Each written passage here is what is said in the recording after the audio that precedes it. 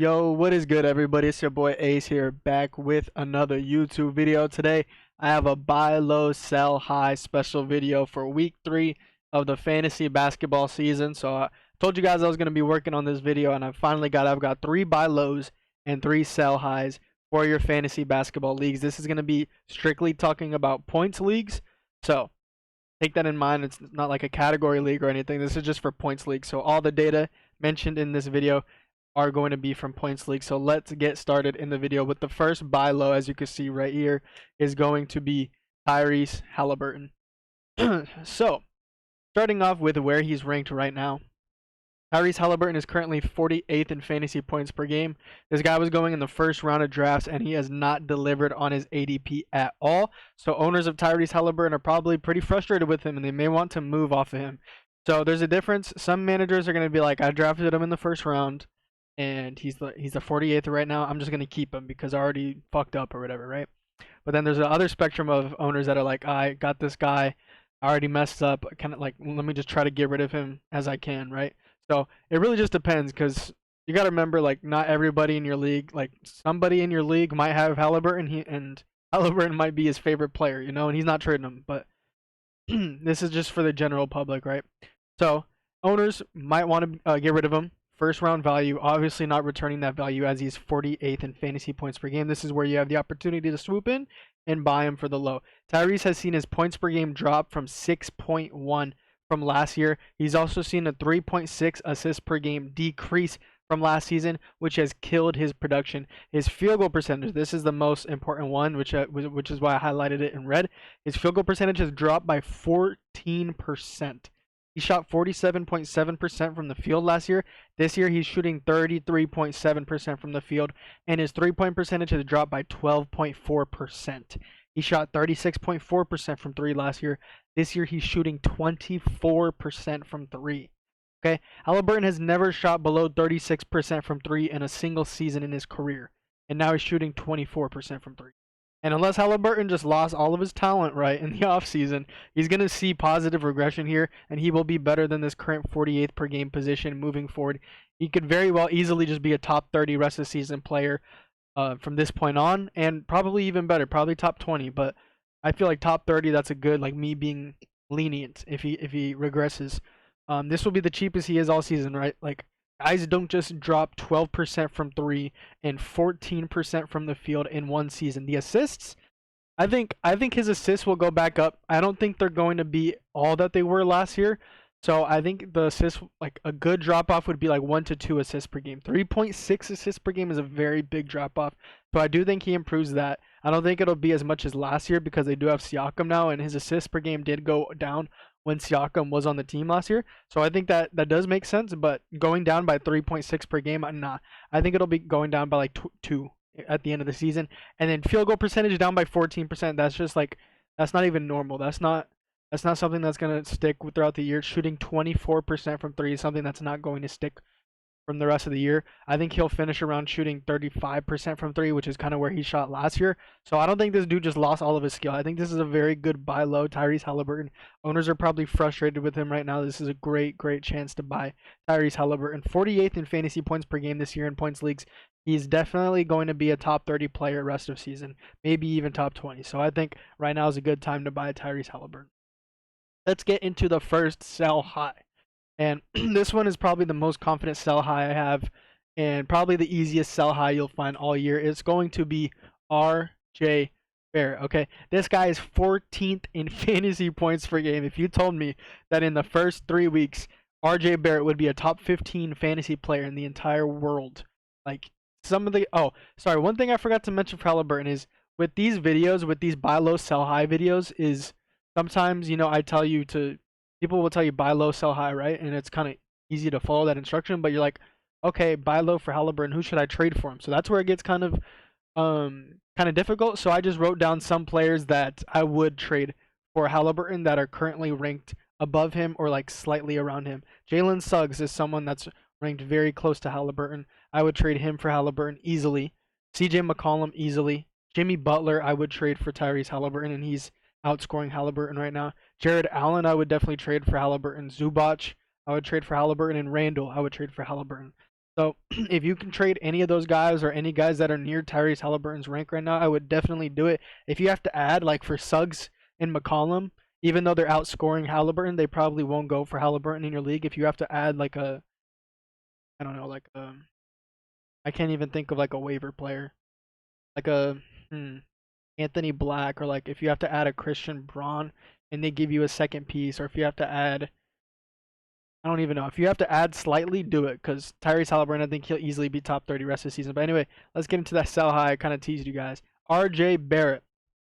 Like I said, if you told me this guy was going to be top 15 in fantasy basketball in the first 3 weeks, I would have told you you're crazy. He's outscoring Kevin Durant right now. I'll just list you some names he's outscoring right now on a per game basis. Kevin Durant, DeMar DeRozan, Chet Holmgren, Bron James, Damian Lillard, Sengun, DeJounte Murray, which obviously he was hurt. He's been hurt. LaMelo Ball, he's outscoring Devin Booker. He's outscoring Zion. He's outscoring Fox. He's outscoring Kyrie. He's outscoring John. There's so many names he's outscoring. He's literally 14th. So this is a perfect time to sell him. He's not going to be anywhere near this. If you, in a month from now, he's not going to be anywhere near this rank, okay? He's seeing 31.6% usage per game this season, which is elite. But the thing is, that's unsustainable, right? Because the reason RJ Barrett's usage has been so high is because Scotty Barnes and Emmanuel Quickley have been out for this team. That's why RJ Barrett has seen all this usage. When these guys come back, which is going to be within this month, Emmanuel Quickley, he could come back this week. He's had a pelvic injury. He's been out for like a week and a half, and I think he's already ruled out for the next game. But he could come back this week, if not next week. Scotty Barnes, he's going to be coming back in a few weeks. So when these guys come back, or one of them comes back, even Emmanuel Quickley, which could be this week, RJ Barrett, he's going to instantly see a decrease in production, okay? Especially when Quickley comes back, in my opinion, because look at this. RJ Barrett's averaging a career high 7.8 assists per game so far this season. If we go ahead and check RJ Barrett's career stats, and if we go and look at his previous career high in assists per game for a single season, it was last year with 4 assists per game. He's almost doubling his career high assists per game. The only reason that is because Emmanuel Quickley has been out, who is the main ball handler, the main playmaker for this Toronto Raptors team. They've had to start Davion Mitchell at point guard, so RJ Barrett has seen a lot of playmaking playmaking responsibilities for this team, so he's seeing a lot of assists. When Emmanuel Quickley comes back, that's going to instantly shoot down to 4 assists or 5 assists. 5 assists would be generous, okay? Or probably 4 assists, probably near 3 assists, especially when Scotty Barnes comes back as well, because those are 2 guys that can get you 6 assists per game. Emmanuel Quickley, he'll probably average 6+ assists per game. Scotty Barnes will probably average like 7+ assists per game, okay? So RJ Barrett, that number is insanely unsustainable.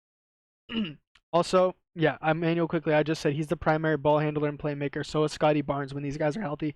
So trade RJ Barrett while you can before Emmanuel Quickley comes back specifically. But when both of these guys come back, RJ Barrett probably won't even be a top 50 player.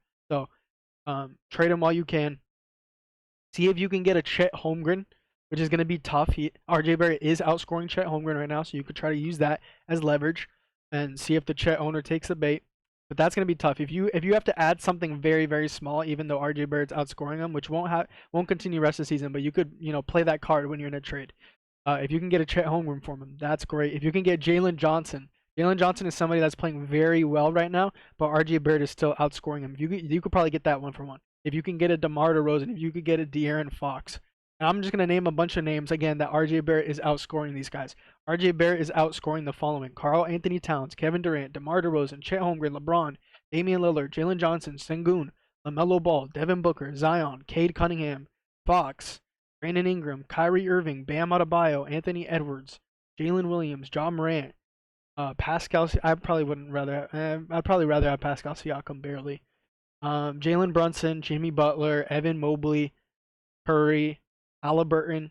You could sell him high for Haliburton. The guy with Haliburton, buy him low. But that wouldn't be buying low technically, but you guys know what I mean. Derek White, I'd rather have Derek White. Like, there are so many guys: Julius Randle, Mitchell, Darius Garland. There's so many guys that RJ Barrett is completely outscoring by a ton that you can sell him high for right now. So if you can get any of those guys, go ahead and do it, especially 1-for-1. If you have to add a little bit, go ahead and do it, because this guy's not going to be top 60 when both of these guys are healthy. Probably won't even be top 60. Okay. Second buy low. Let's go ahead and check the second buy low. It's going to be Franz Wagner from the Orlando Magic. So as you can see here, he's 75th in fantasy points per game this year. He's having a very similar stat-wise season to last season, though. He has just not gotten his regular minutes because I believe in one of the games they said he was like sick or something and he didn't play the second half. And then he was also on a minutes restriction the next game because I guess he still had that sickness, right? So he's seen less minutes. And then the first game was a blowout, so he only played like 25 minutes.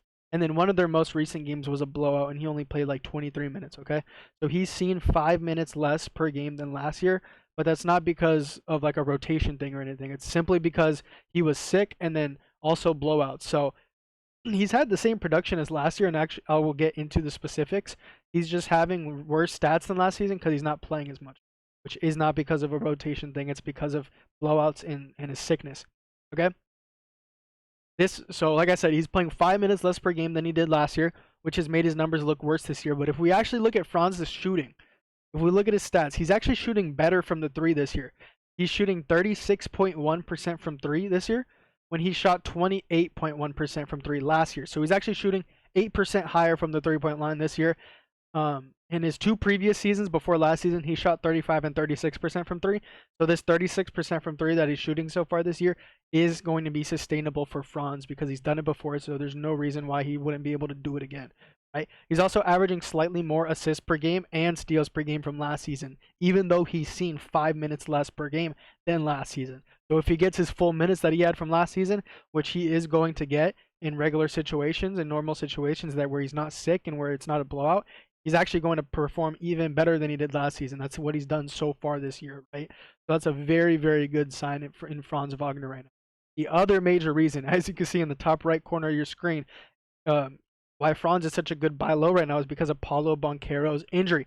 Paolo is set to miss at least a month because of this injury, and everybody's talking about Paolo, but nobody's talking about Franz Wagner and how he's going to step in to that #1 role for the Magic while Paolo is gone. A month, at least a month. That's a lot of time. That's at least 4 weeks. That's at least 4 weeks of fantasy matchups, and probably it will be like 6 weeks until Paolo comes back. So that's 6 fantasy matchups for Franz Wagner where there's going to be no Paolo, no competition with his usage. So take that into account. Obviously, he's going to be going down when Paolo comes back, but even when Paolo comes back, he'll probably be like a top 60 player. But when Paolo's out, he could be like a top 40, top 50 player easily. So that's going to be very huge for buying low with Franz Wagner. And not too many people are talking about Paolo's hurt and how that's going to open up the #1 role for Franz in the meantime. Franz's usage was around 26% while Paolo was playing this year, but in the 2 games without Paolo, Franz's usage went up to 30%, which should continue until Paolo comes back. So that's very, very elite usage. Obviously, expect more volume and more production for Franz moving forward, especially with Paolo out. Until Paolo Banchero is back, Franz can easily be a top 40, 50, 60 player. Top 60 is probably the floor. Top 40 is probably the ceiling, and he'll probably be around top 40 to top 50 moving forward until Paolo comes back. And then even when Paolo comes back, he'll probably be a top 60 to 70 player rest of season easily. So 75th right now, only because he's seen that less minutes because of that illness and those blowouts, which managers, they might not even realize that's what the case is. They might just look at the box. You know, there are people in your league that just look at box scores and they're like, oh, okay, this guy sucks. You know what I mean? Everybody has that person in their league. So if that guy in your league owns Franz Wagner, he's looking at the box score. He's like, why did Franz only play 25 minutes? He might be panicking. So go ahead, ask him, check in with his team. And the trick with trading is that you don't go to somebody and you don't specifically ask them, hey, what do you want for Franz? You got to go like, hey, who's on your team? Or like, who's available on your team right now? And then they'll list the names of the players that are available on their team. They're probably going to say Franz. And then you'll be like, oh, okay, what do you want for Franz then? You don't specifically ask them. If you have to, then do it. But, that's not the #1 go-to way to make a trade. But yeah, let's talk about some guys around Franz's rank right now that I would trade easily for Franz Wagner. DeAndre Ayton, easily would rather have Franz Wagner. Michael Porter Jr., Jeremy Grant, Austin Reeves, Josh Hart, Grady Dick, Josh Giddey. Those are several names that are all slightly above Franz or slightly below him in fantasy points per game right now that I would easily trade them 1-for-1 for Franz. If you have to slightly add something very small, I would do that as well. But see if you could get a 1-for-1 with any of those guys or anyone around this 75th rank. Okay. Next guy is going to be another sell high. It's going to be Nikola Vucevic. This guy's 15th in fantasy points per game. So he's one behind RJ Barrett. RJ Barrett's 14th. And you guys, you could rewind the video and see all those guys that I named that I'd rather have than RJ Barrett and that are below him right now. That's going to be the same case for Vucevic. So if you want to rewind it and hear all those names, because I said like 30 names or like 20 names of guys I'd rather have that are currently not scoring as much as RJ Barrett. It's the same case for Vucevic because Vucevic is 15th, okay? 15th in fantasy points per game. I do not see Vucevic being top 30 rest of season, let alone top 20, let alone top 15. He's currently shooting 55.2% from the field, which would be the highest in a single season for Vucevic in his entire career. And he's not LeBron, okay? He's not beating Father Time. He's 34 years old. This is not going to be sustainable for Vucevic, okay? He's also shooting 50% from the three-point line, which would be a career high for Vucevic and obviously one of the best three-point shooters in the fucking league. That is not the case, okay? He shot 29.4% from three last season. This is a 21.6% increase from the three-point line. That's just not sustainable at all. Like, we've never heard of that much of a jump unless somebody played like 5 minutes last year and now they're playing 30, okay? That's just not going to happen. His three-point percentage is going to regress. It's not sustainable at all. It's going to regress down to 30 to 35% rest of season, and that's being generous. So sell high while you can. This guy, he's just not going to be able to keep up this production. It's just simple as that. Sometimes there are just outliers that are simple as that. He's not going to be shooting 50% from the three for the rest of the year, okay? See if you can get any of those names that I named in the RJ Barrett. If you have to rewind it, go ahead. But yeah, there are so many names that Vucevic and RJ Barrett are outscoring right now that I would easily much rather have those guys than these guys. The last buy low, the third buy low, this is going to be an unpopular opinion, okay? But hear me out. You don't agree with it, you don't agree with it, but it's going to be Jamal Murray, okay? Jamal Murray is 81st in fantasy points per game this season. He might not be a popular buy low, like I said. A lot of people hate on Jamal Murray, which is fine. But, you know, when you're talking about fantasy basketball, you got to be unbiased, okay? 81st in fantasy is not something Jamal Murray will continue to do rest of season. Just simple. I don't get into why. Jamal Murray still sees the second most usage out of all Nuggets starters at 21.1% usage. He has just shot terrible this season, just like Haliburton, okay? But but Haliburton has seen worse. Like Haliburton went in the first round, obviously, right? So his expectations were way different than Jamal Murray's. But Jamal Murray has shot very, very bad this year compared to last year, just like Tyrese Haliburton has been doing. And let's get into these numbers. There's definitely regression with Jamal Murray compared to last year. So I don't think he'll be as good as last year. Like, I think we can all agree, Jamal Murray, no matter what, no matter if his stats do go back up, they're not going to be as good as last year. I can agree to that. That's something that I agree on as well.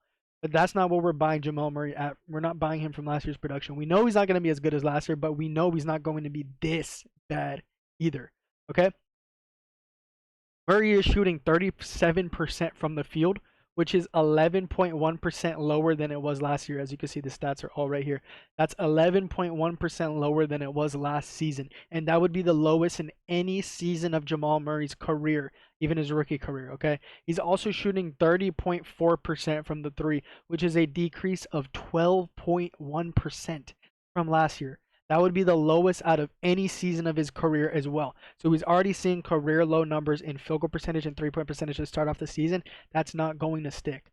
That would just be insane from Jamal Murray to have that kind of year.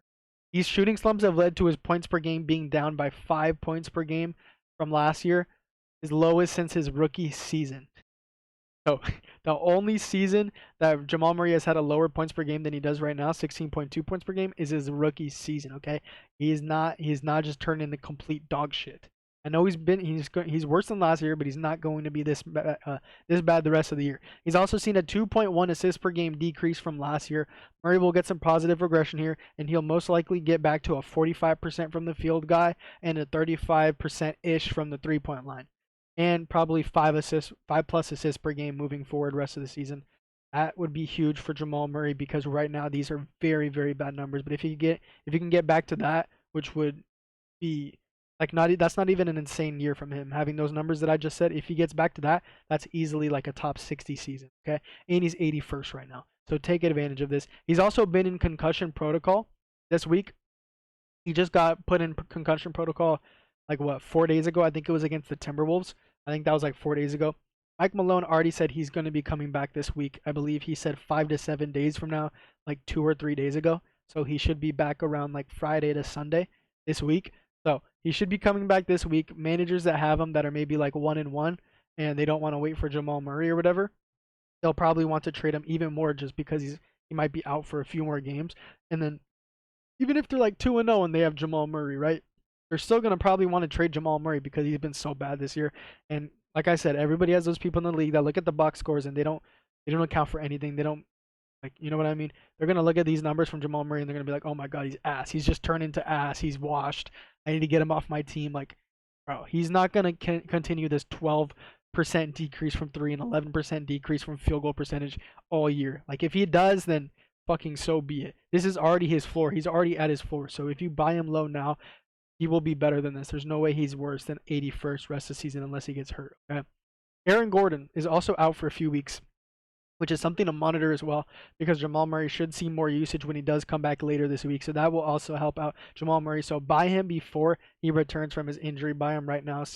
Go contact the Jamal Murray owner and see what you could do for him. Let's talk about some guys that Jamal Murray is currently some guys that are slightly outperforming Jamal Murray right now that I would trade for Jamal Murray are John Collins easily. Like, that's easy to me. DeAndre Ayton is outscoring Jamal Murray. I'd much rather have Jamal Murray. Michael Porter Jr. is outscoring Jamal Murray, which that one's kind of interesting because they're both on the same team. So I don't know if you could get a 1-for-1 for that. But Jeremy Grant, I'd much rather have Jamal Murray. Austin Reeves, I'd rather have Jamal Murray. Josh Hart, Grady Dick, Josh Giddey, Chris Paul, Miles Turner, Jeremy Sohan, who just got hurt, so you won't be able to trade him.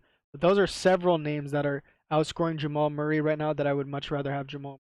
So go ahead and try to buy him low if you can, if you agree with the reasoning, because I know a lot of people don't like Jamal Murray, but I still think he's going to be a top 60 rest of season player in fantasy basketball. And then the last sell high is going to, might be another unpopular one, but we got to talk about it, okay? We got to be realists here. We can't be biased in fantasy basketball. It's going to be Jordan Poole, okay? Let's talk about it. 31st in fantasy points per game this year. The key stat that jumps off the charts when you look at his stats is he's shooting 51.2% from three this year. If we look at Jordan Poole's best career three-point percentage season that he's ever had, that was 2021 and 2022 season where he shot 36.4% from three. That was 3 years ago, okay? That was his best three-point shooting season ever, was 36.4%. I think obviously Jordan Poole has improved from that time to now, and specifically from last year to this year. Jordan Poole has improved. Like, that's an obvious thing. Jordan Poole has improved, right? But him improving this much is not sustainable, okay? So, like, let's be real here. He's not going to be shooting 51.2% from three at the end of the season. That's just not going to be the case at all. 51.2% is obviously not sustainable, and that number should be more towards 35%-ish rest of the season. Maybe 40%. That would be, like, really, really, like, that would be his ceiling. But I think a safe three-point percentage shooting for the rest of the year is going to be 35%, and I can see that more so happening. Poole has also seen a huge boost in assists, which I think actually is sustainable because Tyus Jones was on this team last year, starting point guard, who obviously gets a ton of the playmaking responsibilities, and he's a very good passer, gets a lot of assists, right? Tyus Jones is obviously gone this season. He's with the Suns. So Poole seeing that boost in playmaking is something that I think is sustainable, which is why I also think he's improved from last year. But another boost in production, which Poole has had this year, that is just unsustainable, completely jumps off the screen when I looked at it. I was like, holy shit. He's averaging 2.8 steals per game, which is the most in the entire NBA. Okay? The second most steals per game player is 0.6 steals per game lower. Okay? So the guy who's second in steals per game, which I forgot who it was. I'm going to have to check who it is. I think it's... Fuck, I forgot who it was. But they're averaging 2.2 steals per game. So Jordan Poole, he's not going to be averaging almost 3 steals per game for the rest of the season. That's the most in the entire NBA. Poole averaged 1.1 steal per game last year. This jump is just completely unsustainable at all. That's not sustainable at all. So he has two stats where he's insanely overperforming. He's insanely overachieving by miles right now, which is his 3-point percentage and his steals per game that is definitely going to sink throughout the rest of the year. So this is the perfect time to sell Jordan Poole because I know that he's improved from last year. We all know that he's improved from last year. We all know that he was a sleeper and that he was a very good pick at his ADP, which was around like 90-ish. So if you drafted him there, very good job. But if you want to get even more value on your pick, trade him for a guy that's a legitimate top 30, top 40, top 50 player. Because Jordan Poole, I think he'll be like a 60, maybe top 60 player, maybe top 70 player rest of the season. But top 30 is something that's not going to stick the rest of the season. Here are some guys that I would rather have that Jordan Poole is outscoring. De'Aaron Fox. If you can add lightly for that as well, do it. Kyrie Irving, Jalen Williams, John Morant, Evan Mobley, Tyrese Haliburton. That would be a great 1-for-1. Jordan Poole for Haliburton. I would definitely do that. Derek White. That's a great trade because Derek White, he's a very, very good fantasy basketball player, but people don't really see him that way because he's not a superstar. If you can get that trade off, that would be amazing. There are a ton of guys that are below Jordan Poole right now that I would rather have, like even more, like Jimmy Butler, Evan Mobley, Julius Randle. I'd rather have Randle. Donovan Mitchell, obviously. Darius Garland is 57th right now. Jordan Poole's 31st. I'd rather have Darius Garland. So go ahead and see if you could try to trade him. See if anybody's interested in him. I know that people like him this year, and I like him this year, but he's not going to be top 30. I think that's something that we can all agree on. Those have been 3 buy lows and 3 sell highs. Just to recap it real quick, we had Tyrese Haliburton as a first buy low. First sell high is RJ Barrett. These aren't in order, by the way. So there's no order at all. But I think my favorite sell high is definitely RJ Barrett. My favorite buy low is probably, I like Tyrese Haliburton a lot as a buy low, but I think it's going to be still hard for people to get him just because people drafted him in the first round. And so, like I said, that's either going to go one of two ways. It's either going to be, oh, I drafted this guy first round, I need to get him off my team because he's ass, and they're like really disappointed in him. Or the case is going to be that, oh, I drafted him first round, he sucks right now, but I'm just going to stick it out because I drafted him first. So it might be a little difficult to get him than the other guys. Franz Wagner, I really like him as a buy low. I don't know which one I like more, Jamal Murray or Franz Wagner. That's tough. I think Franz Wagner has less name value, so maybe he'll probably be the easiest buy low you can get. RJ Barrett, I think, is the easiest sell high. If somebody falls for that bait, then go ahead and take it. Franz Wagner, Nikola Vucevic is such an easy sell high. If he's top 15 rest of the season, he can have it. Like these guys, like he's not gonna be top 15 rest of the season. Jamal Murray, easy buy low, and then Jordan Poole. So that's the video, guys. Very, very long video, but very, very worth it, I think. Very knowledgeable video. If you guys agree with anything, let me know. If you guys disagree with anything, go ahead and comment it down below. Put in a lot of work for you guys, though. I told you guys I was going to give you guys a buy low, sell high video, and I ended up doing it. So I'm satisfied with this. I'll probably do one every single week because it was pretty easy to film this. I'll probably do this every single week. So stay tuned in the videos. I'll also have a streamer video for tomorrow's games probably coming out. Or sorry, tomorrow's game is when I think there are 15 games tomorrow. So really, there's no need for a streamer video because like, almost every fucking team is playing. There are 12 games tomorrow. So I might do like a small video or I might not because mostly streamers are for the small amount of games maybe, but we'll see. But anyway, it was fun making. If you guys want to keep up with the fantasy basketball content or the sports betting props content, because I do both, make sure you guys leave a like, leave a comment down below. Helps out with the algorithm for your boy, and subscribe as well. Turn on those notifications to get notified every single video that I post. Anyway, I'll catch you on the next video. Hopefully you can get some good trades in. Peace.